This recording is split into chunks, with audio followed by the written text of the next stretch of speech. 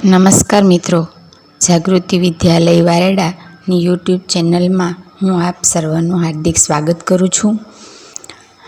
આજની મારી સ્પીચનો વિષય છે રક્તદાન. તો સ્પીચની શરૂઆત માટે मौका दीजिए अपने खून को किसी की रगों में बहने का, ये लाजवाब तरीका है कई जिस्मों में जिंदा रहने का. तो 14મી જૂન બ્લડ ડોનેટ દિન તરીકે ઉજવવામાં આવે છે. એટલા માટે કે તે દિવસે લોકો બ્લડ ડોનેટ કરનાર લોકોને પ્રોત્સાહિત કરવામાં આવે છે.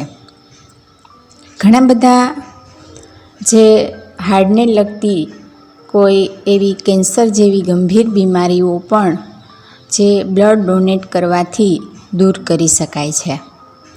આપણા દેશમાં સૌથી વધુ જાનહાનિ અકસ્માતથી થાય છે.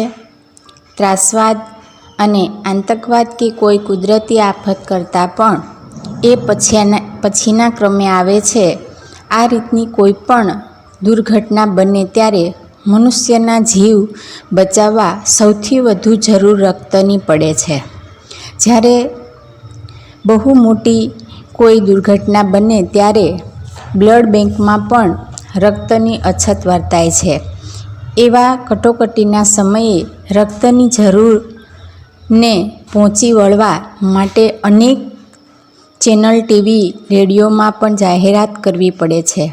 બ્લડ બેંક પણ એવા સમયે તેમને કરી રાખેલ રક્તદાતાની યાદીમાંથી લોકોને બોલાવે છે, પરંતુ બ્લડ ગ્રુપ એવા હોય છે જે સામાન્ય રીતે ના મળી રહે. એવા સમયે ભારે મુશ્કેલીનો સામનો કરવો પડે છે. દેશમાં કુલ વસ્તીના પ્રમાણમાં રક્તદાન દેનાર વ્યક્તિની સંખ્યા ખૂબ ઓછા પ્રમાણમાં ઉભરી આવે છે. એવામાં રક્તની આકસ્મિક માંગને પહોંચી વળવું ખૂબ અઘરું છે. આપણા દેશમાં રહેલ થેલેસેમિયાના દર્દીને પણ દર મહિને રક્તની જરૂર પડે છે, જેથી બ્લડ બેંક પાસે રક્તની જરૂરી માત્રા રાખવી ખૂબ અગત્યની છે. તો જે લોકો વજન વધારે હોય, ફેટ વધારે હોય, તે લોકોએ રક્તદાન અવશ્ય કરવું જોઈએ. બીજા નંબરે જેમનું લોહી જાડું હોય, તેમને હૃદયને લગતી બીમારી હોય, તેમને લોહી પાતળું થતું જાય એ માટે રક્તદાન અવશ્ય કરવું જોઈએ. જે વ્યક્તિએ લીવરની સમસ્યા હોય તેમને પણ બ્લડ ડોનેટ કરવું જોઈએ. 50 વર્ષથી નાની અને 18 વર્ષથી મોટી નિરોગી વ્યક્તિ વર્ષમાં 3 કે 4 વખત નિયમિત અંતરાલમાં રક્તદાન કરી શકે છે. અમુક લોકો તો તંદુરસ્ત હોવા છતાં પણ પ્રસંગોપાત જ રક્તદાન કરતા જોવા મળે છે.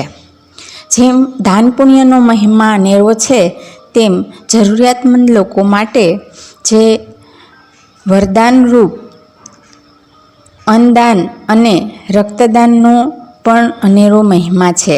રક્તદાન પણ પુણ્યનું કામ છે. ઉપરાંત તે આપણી નૈતિક અને જવાબદારી પણ છે.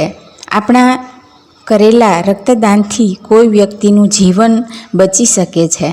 રક્તદાન એ ખરેખર મહાદાન છે. દરેક સ્વસ્થ વ્યક્તિએ રક્તદાન કરવું જોઈએ અને બીજાને પણ રક્તદાન કરવા માટેની પ્રેરણા આપવી જોઈએ. Thank you.